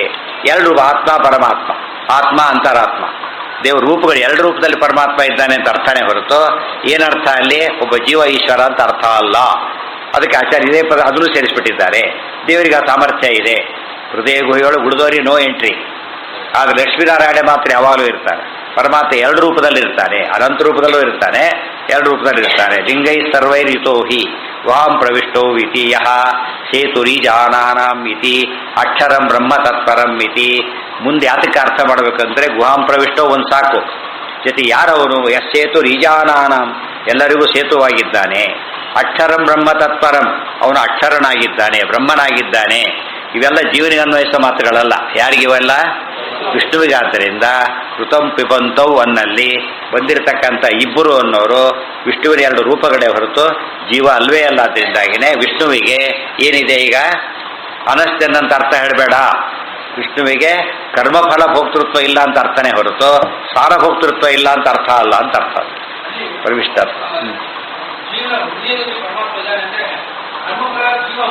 ಹೌದೌದು. ಅಲ್ಲ ಪರಮಾತ್ಮರಿಗೆ ಪುಣ್ಯ ಪಾಪ 2 ಇಲ್ಲ. ಅದರಿಂದಾಗಿನೇ ಮುಕ್ತನಿಗೆ ಪುಣ್ಯ ಪಾಪ 2 ಇಲ್ಲ, ಪುರುಷ ಜ್ಞಾನಿಗೆ ಇಲ್ಲ ಅಂತ ಹೇಳಿದಾಗ ದೇವರಿಗೆ ಪುಣ್ಯದ ಪ್ರಶ್ನೆ ಇಲ್ಲ. ಸ್ವಾಮಿತ್ವ. ಸುಕೃತ ಅಂದ್ರೆ ಏನು? ಸುಕೃತ ಫೈನಲ್ ತಗೊಂಡ್ರೆ ಶುಭ ಭೋಕ್ತೃತ್ವ ಅಂತ ಅರ್ಥ. ಶುಭ ಫೈನಲ್ ಶುಭ ಯಾವುದು? ತಾನೇ. ಅದಕ್ಕೇನೆ ಸಾರ ಹೋಗ್ತಾ ಪರಮಾತ್ಮ. ಎಲ್ಲೆಲ್ಲಿ ಶುಭಂ ಪಿಪತ್ಯಸೌ ನಿತ್ಯಂ ನಾಶುಭಂತು ಹರಿ ಪಿಬೇತ್ ಆಚಾರ್ಯ ಹೇಳಿದ್ದಾರೆ ಈಗಾಗಲೇ. ಎಲ್ಲೆಲ್ಲಿ ದೇವರು ಸ್ವೀಕಾರ ಮಾಡ್ತಾನೆ ಅಂತ ಇದಕ್ಕೆ ಏನಂತಾರೆ? ಅದಕ್ಕೆ ಶುಭವನ್ನು ಮಾತ್ರ. ಶುಭ ಅಂತ ಹೇಳಿದ್ರೆ ಏನರ್ಥ? ಸಾರ. ಸಾರ ಅಂದ್ರೆ ಕೊನೆಗೆ ತಾನೇ, ಸಾರಭೋಕ್ತ ತಾನೇ. ಆದ್ರಿಂದಾಗಿನೇ ಈ ಹೊರಗಿನ ಪದಾರ್ಥ ಪರಮಾತ್ಮ ತಿನ್ನೋದಿಲ್ಲ. ಮುಕ್ತರಿಗೆ ಬಾಹ್ಯ ಭೋಗ ಇಲ್ಲ. ಏನಿರೋದೆಲ್ಲ ಮುಕ್ತಿರ ನೈಜ ಸುಖಾನುಭೂತಿ. ಪರಮಾತ್ಮನ ಆನಂದ ಹೊರಗಿಂದ ಬಂದು ತಕ್ಷಣ ಪರಮಾತ್ಮ ಏನಾಗ್ಬಿಡ್ತಾನೆ? ಅಲ್ಲಿಗೆ ಡಿಪೆಂಡೆಂಟ್ ಆಗಿಬಿಡ್ತಾನೆ. ಆಮೇಲೆ ಹೊರಗಿಂದ ಆನಂದ ಅಂತ ಹೇಳಬಾರ್ದು. ಅದಕ್ಕೆ ಗೊತ್ತಾಯ್ತಾ? ಒಳಗೆ ಸ್ವರೂಪದ ಆನಂದ ಆದ್ರಿಂದಾಗಿನೇ ಸ್ವಾನಂದ ಹೋಗ್ತಾ. ಮುಕ್ತರಿಗೆ ಆ ಮಾತು ಹೇಳಿದಾಗ ಮುಕ್ತಿ ಕೊಡೋ ಪರಮಾತ್ಮನಿಗೆ ಎಷ್ಟಿದೆ. ಲಿಂಗೈಹಿ ಇತಿ ಅಕ್ಷರಂ ಬ್ರಹ್ಮತತ್ಪರಂ ಇತಿ. ಭಾರಿ ಶ್ರೀಮಂತನ್ನ ಸಾಲ ಮಾಡಿ ಸಿಟ್ಕೊಂಡ್ಬಿಡುತ್ತೆ ಅವನಿಗೆ. ಸಾಲ ಮಾಡೋ ಗತಿಗೆಟ್ಟವನೇನಲ್ಲ ಅಂತ ಹೇಳ್ಬಿಡು. ಕೆಲವರು ಸಾಲ ಮಾಡ್ತಾರೆ ಶ್ರೀಮಂತರು, ಯಾತಕ್ಕೆ? ಟ್ಯಾಕ್ಸ್ ಬೆನಿಫಿಟ್ಗೋಸ್ಕರ ಬರ್ತಿರ್ತಾರೆ. ಅದು ಬೇರೆ. ದೇವರಿಗೆ ಯಾವ ಬೆನಿಫಿಟ್ ಅಷ್ಟೇ, ಯಾಕೆ ತಾನೇ ಎಲ್ಲ ಮಾಡೋಣಾದ್ರಿಂದ ಯಾವ ಬೆನಿಫಿಟ್ಗೂ ಮಾಡಬೇಕಾಗಿಲ್ಲ ದೇವರು. ಕೆಲವರು ಇಷ್ಟು ಸಾಲ ಮಾಡಿದ್ದೇನೆ ಅಂತ ಹೇಳ್ಕೊಳ್ಳೋದು ಹೆಮ್ಮೆ ವಿಚಾರ. ಅದು ಯಾತಕ್ಕೆ? ಈ ಸಾಲ ಮಾಡಿದ್ದರೆ ಎಷ್ಟು ಕೊಡೋ ಶಕ್ತಿ ಇದೆ. ಇನ್ನೊಂದು ರೀತಿ ಯೋಚನೆ ಮಾಡ್ತಾರೆ. ಸಾಲ ಮಾಡ್ಬೇಕಾದ್ರೆ ಏನಿರ್ಬೇಕು ಅವನಿಗೆ? ತೀರ್ಸೋ ಶಕ್ತಿ ಇರಬೇಕು. ಆದ್ರೂ ಇರಬೇಕು. ಕೊಡೋರು ಕೂಡ ಏನು ನೋಡಿ ಕೊಡ್ತಾರೆ? ತೀರ್ಸ ಶಕ್ತಿ ಗಟ್ಟಿ ಮಾಡಿಕೊಂಡೇ ಕೊಡೋದು. ಅಲ್ಲಿಗೂ ಕೈ ಕೊಡ್ತಾರೆ, ವಿಚಾರ ಬೇರೆ ಅವನು. ಆದರೆ ಸಾಮಾನ್ಯ ಏನು ಮಾಡಿ ಎಲ್ಲ ರೀತಿಯಲ್ಲೂ ಟೆಸ್ಟ್ ಮಾಡ್ತಾರೆ ಅವರು. ಅದ್ರ ಜೊತೆ ಸೆಕ್ಯೂರಿಟಿ ಬೇರೆ ಕೇಳ್ಕೊತಾರೆ ಇನ್ನೊಬ್ಬರಿಗೆ. ದೇವರ ಸೆಕ್ಯೂರಿಟಿ ಯಾರು ಕೊಡಬೇಕು? ಇವತ್ತೇ ಸರ್ವ ಸೆಕ್ಯೂರಿಟಿ ಯೋಗಕ್ಷೇಮ ಮಹಾಮ್ಯಹಂ ಅವೆಲ್ಲ ಅರ್ಥ ಮಾಡ್ಕೊತಾ ಹೊರಟ್ರೆ ಮನುಷ್ಯನ ಕಂಪ್ಯಾರಿಸನ್ ಎಲ್ಲ ದೇವರ ದೊಡ್ಡಸ್ತಿಗೆ ಕಾರಣ ಆಗ್ಬಿಡೋದು. ನಾವು ಏನೇ ಹೇಳಿದ್ರು ಕೂಡ ಅದು ಮೈನಸ್ ಪಾಯಿಂಟ್ ಇದ್ದೇ ಇರುತ್ತೆ. ಸಾಲ ಸಾಕಷ್ಟು ಕೊಡ್ತಾರೆ, ಒಳಗೆ ಭಾವ ಸೇರಿರುತ್ತೆ. ಇವ್ರು ಕೈ ಕೊಟ್ಟು ಏನಪ್ಪ ಮಾಡೋದು ಅಂತ ಹೇಳಿಬಿಟ್ಟು ದೇವರಿಗೆ ಭಯ ಯೋಚನೆ ಇಲ್ಲ. ಅಂದರೆ ನಮ್ಮಲ್ಲಿ ಎಲ್ಲ ಗುಣಗಳ ಜೊತೆಗೊಂದು ಏನು ಸೇರ್ಕೊಂಡಿರುತ್ತೆ? ಸಂಸಾರ ಅಂದ್ರೆ ಅದೇನೆ. ಒಳ್ಳೇದ್ರ ಮತ್ತೆ ಕೆಟ್ಟ ದೀಪದ ಜೊತೆಗೆ ನೆರಳು ಅಂತ ಹೇಳ್ತಾರೆ. ಹಾಗೆ ಆ ಥರ ಇರೋದು. ದೇವರಿಗೆ ಮಾತ್ರ ಇರೋದು ಶುದ್ಧಾನಂದವರು ಸಂವಿದ್ವಿತಿ ಬಲ ಬಹುಲೌದಾರ್ಯ ವೀರ್ಯಾದಿ ದೇಹ. ಶುದ್ಧ ಅಂದರೆ ಶುದ್ಧ. ಯಾವ ಬ್ಯಾಡ್ ಎಲಿಮೆಂಟ್ ಅಟ್ಯಾಚ್ಮೆಂಟ್ ಅದಕ್ಕಿಲ್ಲ. ಪ್ರತಿಯೊಂದಕ್ಕಿದೆ. ಊಟ ಮಾಡಿದ ಕೈ ತೊಳಿಬೇಕು ಶುರುವಾಯ್ತಾಗಲೇ. ಕೈ ತೊಳಿಬೇಕು, ಕಾಲಿ ಗಲಾಟೆ, ಮತ್ತೆ ಮತ್ತೆ ಆಚೆ ಮಾಡಿ ಗಲಾಟೆ, ತೀರ್ಥದಗಳು ಮತ್ತೆ ಗಲಾಟೆ, ಬರೀ ಅವೇ ರಿಕ್ಷಾ ಹುಡುಕ್ತಾರೆ ಅದು ಗಲಾಟೆಗಳು. ಮತ್ತೆ ಎಲ್ಲ ಅಷ್ಟೇ ಏನಾಗುತ್ತೆ ಅವನಿಗೆ. ಅಷ್ಟೆಲ್ಲ ಮಾಡಿ ಕೊನೆಗೆ ಶಿಕ್ಷೆ ಅದೇ ನಿಂತ್ಕೊಂಡ್ಬಿಡು. ಕೊನೆಗೆ ಬರಬಾರ್ದು ಅನ್ಕೊಂಡು ಮತ್ತೆ ಬಂದ್ಬಿಡ್ತೀವಿ ನಾವು. ಇಲ್ಲಿಗೆ ಬರಲೇಬಾರ್ದಾಗಿತ್ತು, ಅಲ್ಲಿಗೆ ಹಾಕ್ಬಿಡ್ತಾರೆ ಪೂರ್ತಿ. ದೇವರೇ ಬೈದಾಕ್ಬಿಡ್ತೀವಿ. ಇಲ್ಲಿ ಬಂದಿದ್ದೇ ತಪ್ಪಾಯ್ತು, ಬರಬಾರ್ದಾಗಿತ್ತು. ನಾವು ಹೊಟ್ಟೆ ತುಂಬ ಎಲ್ಲ ಮಾಡಿಸ್ಬಿಟ್ಟಿದ್ದಾರೆ. ಆ ಒಂದು ಕಾರಣ ಅವ್ನು ಏನು ಮಾಡುತ್ತೆ, ಅವನ್ನ ಮಾಡಿದ್ದೆಲ್ಲ ಕೆಲಸ ಹಾಕ್ಬಿಡೋದು. ಆದರೆ ದೇವರಿಗೆ ಅಂಥದ್ದಿದ್ದರೆ ದೇವರು ಹಾಗೆ ಅನ್ಕೊಳ್ಳೋದಾಗಿತ್ತು. ಕ್ಷಣಕ್ಕಡ್ಕೊ ದರಿದ್ರ ಸೃಷ್ಟಿ ಮಾಡಬಾರ್ದಾಗಿತ್ತಾರು ಅಂತೇಳಿ ಗೊತ್ತಾಯ್ತಲ್ಲ. ಜನ ನೋಡಿದ ಮೇಲೆ ಇದು ಸೃಷ್ಟಿ ಯಾತಕ್ಕೆ ಮಾಡಿದ್ದು ನಾನು ಅನ್ಕೋಬೇಕಾಗಿತ್ತು. ದೇವರಿಗೆ ಅದೆಲ್ಲ ಇಲ್ಲ. ಯಾತಕ್ಕೆ? ಅದೇ ಹೇಳಿದ್ರಲ್ಲ, ಆಚಾರ್ಯ ಹೇಳಿದ್ರಲ್ಲ, ಯಾರಿಗೋಸ್ಕರ ಭಾಷೆ ಬರಿಬೇಕು ಅಂತೇಳಿ. ಅದು ಜನಗಳು ಹೇಗಿದ್ದಾರೆ ತೋರ್ಸೋಕ್ಕೋಸ್ಕರ. ಆಚಾರ್ಯ ಸರ್ವಜ್ಞರು. ಒಳ್ಳೆ ಭಾರಿ ಕೆಲಸ ಬಂದಾಗ ಎಲ್ಲ ತಡ್ರು ಕೂತ್ಕಾಲಕ್ಕೆ ಭಾರಿ ಸೂಪರ್ ಪ್ರೊಫೆಸರ್ ಅವನು. ಮತ್ತೆ 1ನೇ ಕ್ಲಾಸ್ ಪಾಠ ಏನಂತ ಪಾಠ ಮಾಡಬೇಕು ಪಾಪ ಅವನು. ಯಾಕೆ? ಒಂದು ಅಕ್ಷರ ಅರ್ಥ ಆಗಲ್ಲ 1ನೇ ಕ್ಲಾಸ್ ಹುಡುಗನಿಗೆ. ಅವ್ರ ಪ್ರಕಾರ ದಂಡ ಬೇಷ್ಟು ಅಂತ ತಿಳ್ಕೊಳ್ಳೋದು. ಅವನು ತಾಡು ದಂಡ ಬೇಷ್ಟೇ ದಂಡ ಅಂತ ತಿಳ್ಕೊಂಡ್ಬಿಡ್ತಾರೆ. ಅದರಿಂದ ಆಚಾರ ಅದನ್ನೇ ಹೇಳಿದ್ವಿ, ಯಾರಿಗೆ ಅರ್ಥ ಆಗುತ್ತೆ ಭಾಷೆ, ಅದು ಯಾರಿಗೆ ಬೇಕು ಫಸ್ಟು. ಭಾಷೆ ಯಾರಿಗೆ ಬೇಕು? ಆ್ಯಕ್ಚುಲಿ ಕಥೆ ಅದು. ಮ್ಯಾನ್ಸ್ಕ್ರಿಪ್ಟ್ ಕಲೆಕ್ಷನ್ಗಿಂತ ಮನೆಗೆ ಹೋದ ಕಾಲಕ್ಕೆ, ಇನ್ನು ಈಗಿಲ್ಲ, ಎಲ್ಲ ಹೋಗ್ಬಿಟ್ಟಿದೆ ಹೆಚ್ಚು ಕಡೆ. ಸುಮಾರು 30-50 ವರ್ಷದಿಂದ ಕಲೆಕ್ಷನ್ಗೆ ಹೋದ ಕಾಲಕ್ಕೆ ಅಕಸ್ಮಾತ್ ಕೆಲವರೆಲ್ಲ ಇಟ್ಕೊಂಡಿರ್ತಿದ್ರಾಗ. ಯಾಕೆ ಇಟ್ಕೊಂಡಿದ್ರು ಗೊತ್ತಾ? ಮನೆ ಒಳಗೊಂದು ಗೂಡು ಎಲ್ಲೋ ಒಂದು ಕಡೆಗೆ ಅಲ್ಲಿದೆ ನೋಡಿ, ಬೇಕಾದ್ರೆ ತೊಗೊಂಡೋಗಿತ್ತು. ಒಳಗೆ ಸೇರಿಸುತ್ತಿಲ್ಲ ಅದನ್ನು. ಅದೇನು ಬರ್ಡನ್ ಇದ್ದ ಲೆಕ್ಕ ಅದು. ಹೊರಗಲ್ಲಿ ಇಟ್ಟಿದ್ದೀವಿ, ಬೇಕಾದ್ರೆ ತೊಗೊಂಡ್ವಿ. ಅಂದ್ರೆ ಬಯಲಿಗೆ ಇದ್ದ ಕೊನೆಗೆ ಏನಾಯ್ತು, ಎಲ್ಲ ಕಳ್ಕೊಂಡ್ಬಿಟ್ರು. ಅಷ್ಟು ದೂರ ನೋಡಿದೆ. ಇದು ಪುಸ್ತಕ ಓದೋದು ಇಟ್ಕೊಳ್ಳೋಕ್ಕೂ ಸಾಧ್ಯ ಇಲ್ಲ ಅವ್ರ ಕೈಲಿ. ಅಂದರೆ ಇನ್ನೇನಾಗುತ್ತೆ, ಇಟ್ಕೊಂಡ್ರೆ ಬಿಚ್ಚಿದ್ರೆ ಬಟ್ಟೆ ಎಷ್ಟು ಹೊಲಸು ಅಂದ್ರೆ ಹೇಳೋಕ್ಕೆ ಸಾಧ್ಯ ಇಲ್ಲ. ಬಿಚ್ಚಿದಷ್ಟು ಮೂಗು ಮುಚ್ಕೊಂಡ್ಬಿಡ್ಬೇಕು, ಅಷ್ಟು ದುಡ್ಡು ಪಟಕ್ಕಂತ ಬರೋದು. ಆ ರೀತಿ ಗ್ರಂಥ ಇಟ್ಕೊಂಡ್ರೆ ದೇವ್ರು ಒಳ್ಳೇದಾಗಿ ಮಾಡ್ತಾನೆ. ಮತ್ತೆ ಅದು ವೇದವ್ಯಾಸ ಪೂಜೆ ಯಾಕಿಟ್ರು? ಒಳ್ಳೆ ಕುಂಬಾರ ಕ್ಲೀನ್ ಮಾಡಿರಿ ಅಂತೇಳಿ ಮನೆ ಪಕ್ಷ ಅದನ್ನು ಕೂಡ ಮಾಡದೆ ಬಿಟ್ಬಿಟ್ರೆ ಎಲ್ಲಿಗೆ ಆಗತ್ತೆ ಈಗ? ಇದು ಅನ್ಯಾಯ. ಅದರಿಂದ ಎಲ್ಲ ಯಾತಕ್ಕೆ ನಮ್ಮ ದಾರಿದ್ರ್ಯ ಸ್ಥಿತಿ ಬಂತು ಅಂದರೆ ಸಮಾಜ ಗ್ರಂಥ ಓದೋದಲ್ಲ, ಇಟ್ಕೊಳ್ಳೋದು ಪದ್ಧತಿಗಳು ಹೊರಟು. ಇಟ್ಕೊಳ್ಳೋದಿಲ್ಲ, ತೆಗೆದು ನೋಡೋದಿಲ್ಲ, ಅದನ್ನು ಇದು ಕೂಡ ಇಲ್ಲ. ಏನು ಮಾಡಿ ಶೋ ಮಾಡೋಕ್ಕೆ ಹೋಗ್ತಾನೆ ಹೊರತಿರೋದು. ಇನ್ನೇನು ಜ್ಞಾನ ಕೊಡಬೇಕು ಅವರಿಗೆ. ಯಾರ್ದೋ ಒಂದು ಮನೆಗೆ ಹೋದಾಗ ಆ್ಯಕ್ಚುಲಿ ಹೇಳಿದ್ದೆ ನಾನು, ಯಾರೋ ಮನೆ ಮಾಡ್ಲಿಕ್ಕೆ ಸುಮಾರು ಒಂದು 20 ವರ್ಷ ಕೆಳಗಡೆಗೆ ದೊಡ್ಡ ಸೈಟ್ 60-40 ಮನೆ ಅದು. ಗೊತ್ತಾಯ್ತಿಲ್ಲ, ಸಿಗೋದೇ ಒಳ್ಳೆ ಜಾಗ. ಬಡತನ ಅಂಥ ಬಡವರು ಅವರು ತಿಳಿತಾರೆ. ಮನೆ ಮಾರೋಕೆ ಯೋಚನೆ ಮಾಡ್ತಾ ಇದ್ದಾರೆ. ಒಳಗೆ ಹೋಗಿ ನೋಡಿದರೆ ಹೊರಕೇಳ ಜಾಗದಲ್ಲಿ ಮಧ್ವಾಚಾರ ಫೋಟೋ ಇದೆ. ಹೊರಕೇಳ ಜಾಗದಲ್ಲಿ ಹೇಳಿದೆ, ಈ ರೀತಿ ಬರೆ ಬಾರಿದ್ರೆ ದೊಡ್ಡ ಪೈಸೆ ನಿಮ್ಗೆ ಯಾರು ಬರೋದಿಲ್ಲ, ಎಲ್ಲ ಕಳ್ಕೊಂಡ್ಬಿಡ್ತೀರ ಅಷ್ಟೇ ಇದೆ. ಮತ್ತು ಆಚಾರ ಫೋಟೋ ನೆನಪಿಟ್ಬಿಟ್ಟು ಸರಿಯಾಗಿ ಹೇಳ್ರಿ, ಮನೆ ಮಾಡೋ ಪ್ರಸಂಗನೇ ಬರಲ್ಲ ಅಂತ ಹೇಳಿದೆ. ಮನೆ ಮಾಡೋ ಪ್ರಸಂಗ ನಿಮಗೆ ಬರೋದಿಲ್ಲ, ಎಷ್ಟು ಮೂರ್ಖತಾರ ಅಂತ ಹೇಳಿದರೆ ಆಚಾರ ಫೋಟೋ ಬಿಸಾಕ್ಬಿಟ್ಟಿದ್ದಾರೆ ಮೂಲೆಯಲ್ಲಿ. ಆ ಬರೀ ಅಷ್ಟು ದಾರಿದ್ರ್ಯ, ಅಷ್ಟು ದೊಡ್ಡ ಬರೀ ಹೊಲಸಂದ್ರೆ ವೈಬ್ರೇಷನ್, ಬ್ಯಾಡ್ ಎಲಿಮೆಂಟ್, ನೆಗೆಟಿವ್ ಫೋರ್ಸ್ ಅಂತ ಹೇಳ್ತೀವಲ್ಲ ಹಾಗೆ ಅಂತ ಇದ್ದಿದ್ರೆ ಏನು ಹೇಳ್ತಾರೆ ಅದಕ್ಕೆ. ನಮ್ಮ ತುಂಬ ಜನ ಮಾತುವರು ಹಾಗಿದ್ದಾರೆ. ದೇವ್ರ ವಿಗ್ರಹ ಇರೋ, ದೇವ್ರ ಫೋಟೋ ಕೂಡ ಇರೋದಿಲ್ಲ, ಆಚಾರ ಫೋಟೋ. ಅಕಸ್ಮಾತ್ ಇದ್ದರೆ ಅದು ನೋಡೋಕೆ ಬರೋದಿಲ್ಲ. ಆ ರೀತಿ ಇಟ್ಟಿರ್ತಾರೆ. ಯಾಕೆ ಒಳ್ಳೇದಾಗುತ್ತೆ ಅವರಿಗೆ? ಸಾಧ್ಯತೆಯೇ ಇಲ್ಲ. ತಿಳಿತಾ? ಇನ್ನು ಅದನ್ನೇ ಆಚಾರ ಅವತ್ತೇ ಹೇಳಿದ್ರು, ಯಾರಿಗೋಸ್ಕರ ಬರಲಿ ಅಂತ ಹೇಳಿದ್ರಲ್ಲ. ಅವ್ರು ಓದೋ ಇಟ್ಕೊಳ್ಳೋ ಯೋಗ್ಯತೆ ಕೂಡ ಅಲ್ಲ ಜನಗಳಿಗೆ. ಏನು ಮಾಡೋದು? ಆ ಒಂದು ಮಾತು ಎಷ್ಟು ಇದು ಕೊಡುತ್ತೆ. ಇವತ್ತಿನ ಸ್ಥಿತಿ ನೋಡಿದ್ರೆ ನಮ್ಗೆ ಅನ್ಸೋದೇನೋ ಆ್ಯಕ್ಚುಲಿ ಅದೇ ಅನ್ಸೋದು. ಇವತ್ತು ಯಾವ ಕೆಲಸಕ್ಕೆ ಬಾರದ ಪುಸ್ತಕ ಜನ ಲಕ್ಷಾಂತರ ಕಾಪೀಸ್ ಮಾಡ್ತಿರ್ತಾರೆ. ಗೊತ್ತಾಯ್ತಾ? ಸರ್ವಮೂಲ ಸುಧಾದಿ ಗ್ರಂಥಗಳನ್ನು ಕೇಳೋರೇ ಇಲ್ಲ ಅಂತ ತಿಳ್ಕೊಂಡು ನೀವು ಬಳೆಪೇಟೆಗೆ ಹೋಗ್ರಿ, ಸೆಕೆಂಡ್ ಹ್ಯಾಂಡ್ ಪುಸ್ತಕಕ್ಕೆ ಮಾಧುರ್ ಪುಸ್ತಕ ಯಾಕೆ ಸಿಗುತ್ತೆ? ನನ್ನ ಪುಸ್ತಕನೇ ಕೊತ್ಕೊಂಡ್ಬರ್ಬೇಕಂತ ಬಿಸಾಕಿರ್ತಾರೆ ಅಲ್ಲಿ ತೊಗೊಂಡವ್ರು, ಯಾವುದಕ್ಕೋ ಬಾರಿ ಹಾಕ್ಬಿಟ್ಟಿರ್ತಾರೆ. ಅದು ಎಷ್ಟು ಜನ ಇರ್ತಾರೆ ಅಂದರೆ ಈಗ ಸರ್ವಮೂಲ ಭಾಗವತ ಬಿಸಾಕಿರ್ತಾರೆ ಆ ರೀತಿ. ಎಷ್ಟೋ ಒಳ್ಳೊಳ್ಳೆ ಪ್ರಶಸ್ತ ಪುಸ್ತಕ ಸಿಗುತ್ತೆ ನಿಮಗೆ, ಭಾಳ ಅಪೂರ್ವ ಪುಸ್ತಕ ಸಿಗುತ್ತೆ. ತಾಳೆಗರಿಗಳು ಬಿಸಾಕಿರ್ತಾರೆ, ಅದೇನೋ 5 ರೂಪಾಯಿ 10 ರೂಪಾಯಿ ಕೊಟ್ಟಿರ್ತಾರೆ, ಅದು ಕೋಟ್ಯಂತರ ರೂಪಾಯಿ ಕೊಟ್ಟರು ಸಿಗೋದಿಲ್ಲ ಅಂತ ಪುಸ್ತಕ, ಬೆಲೆ ಗೊತ್ತಿಲ್ಲ ಅವ್ರಿಗೆ. ಅದಕ್ಕೆ ಆಚಾರ್ಯ ಹೇಳ್ತಾರೆ, ಮಂಗನಕಾಯಿ ಮಾಣಿಕ್ಯ ಎಂಬ ಮಾತು 100ಕ್ಕೆ 100 ಸತ್ಯವಾದ ಮಾತು.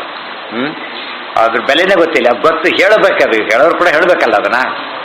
ಎಲ್ಲ ಮನೆ ಆಸ್ತಿ ಒಂದು ಇದು ಒಂದೇ ನಿಜವಾದ ಆಸ್ತಿ ಅಂತ ಹೇಳಬೇಕದು. ಅಯ್ಯೋ ಯಾಕಾರ ಓದಿದ್ರು ಅಂತ ಅವರು ಯಾಕಾರ ಇಟ್ಕೊಂಡು ಅಂತ ಅವರು ಮಾಡಿದ್ರೆ ತಪ್ಪಾಗುತ್ತೆ. ಆ ಅರ್ಥದಲ್ಲಿ ದೇವ್ರ ಮಹಿಮೆ ಎಂಬುದು ಬಹಳ ವಿಚಿತ್ರ. ನಾಳೆ ಅದನ್ನು ಕಂಟಿನ್ಯೂ ಮಾಡೋಣ.